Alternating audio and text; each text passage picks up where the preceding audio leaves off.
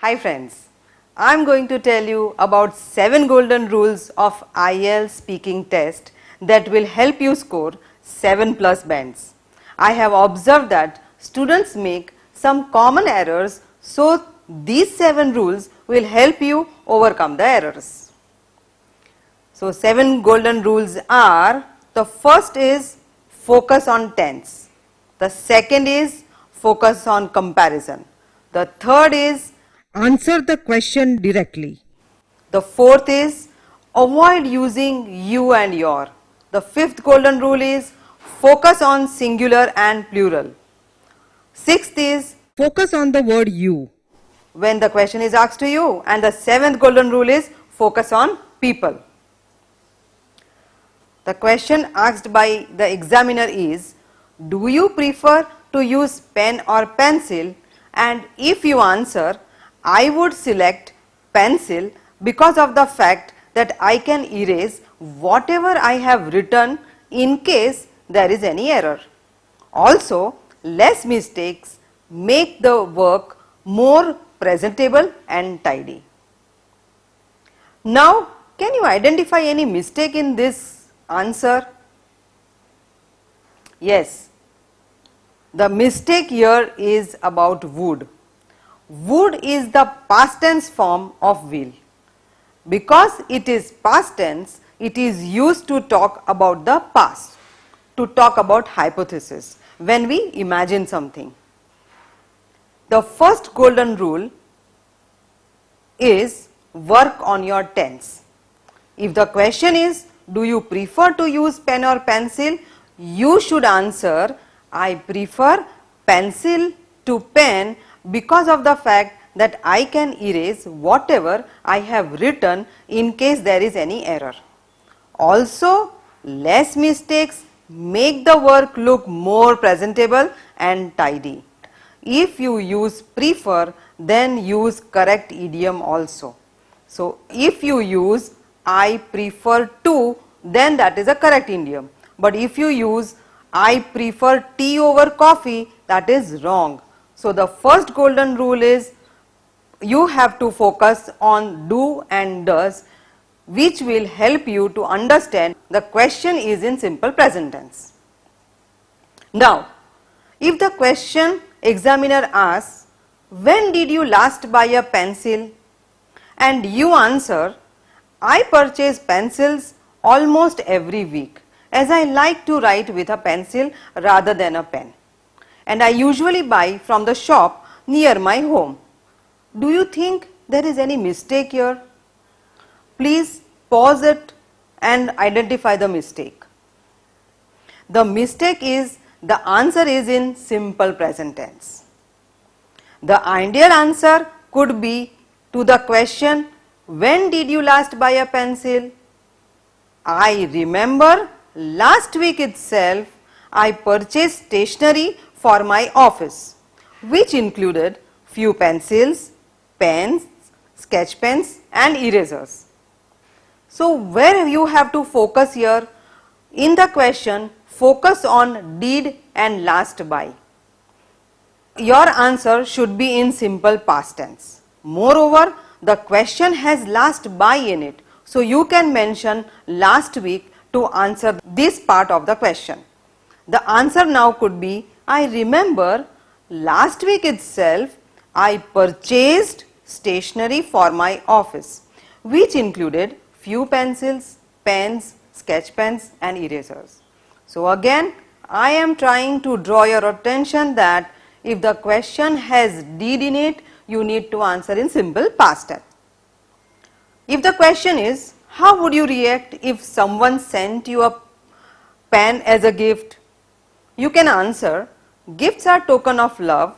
Moreover, if I am presented a pen, I would appreciate that gesture because it is something that will be useful for me in my work. Also, I love writing my personal diary, so it can be used for that as well. So, the first golden rule that we discussed here is focus on tense. Now, let us look at the second golden rule. If the examiner asks you, Do you think we are happier than people in the 19th century? You may respond, people nowadays face cutthroat competition and therefore they remain stressful. Moreover, their dreams and desires have escalated, which do not allow them to be peaceful. Do you find any problem with this? Please pause and read the answer again. If the question is, do you think we are happier than people in the 19th century? You need to compare it with the past. The answer ideally could be, considering the high standard of living and cutthroat competition, it is difficult to say that people these days are more satisfied as compared to the people in the past. You are asked to compare between present and past. Sometimes you may also see the question which may ask you to compare between present and future. So, be mindful. The third golden rule. Do Indian people spend a lot of money on birthday presents? To this, if you answer, I believe it's not about quantity but about the feelings attached with the gifts that we give. Indians are very fond of exchanging birthday gifts, but spending lavishly is not something that they do. They attach more sentiments and emotions with the present rather than associating it with the money value. Do you find any problem with this answer?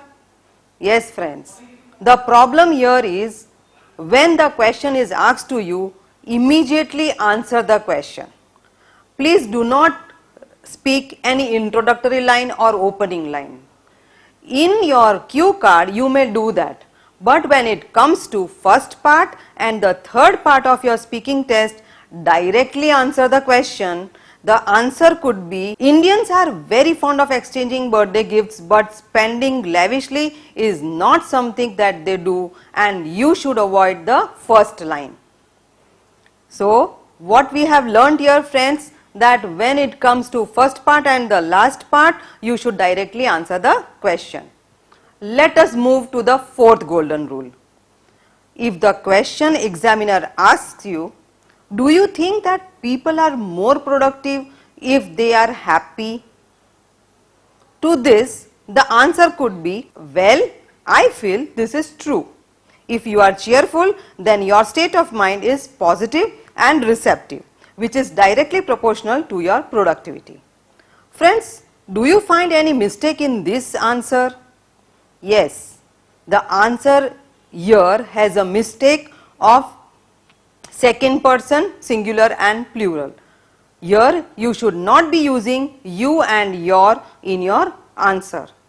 The answer ideally could be, well, I feel this is true.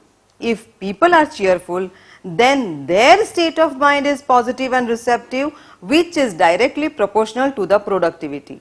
Here I have eliminated you and your from the answer because the question is not asking me about you and your. Just imagine that you continuously tell the examiner you should do this, you should be cheerful. At the end of the day, she will not know what to do. So it's better not to speak you and your, and even not to write you and your in your essays.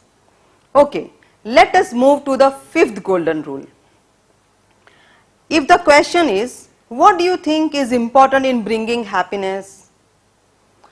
And you answer, there are myriad of factors that are essential in order to lead a joyful life. One is money, without which it is difficult to sustain ourselves. Second can be affection and love that we get from our close ones. Another can be job satisfaction because our workplace is the one where we spend most of our time.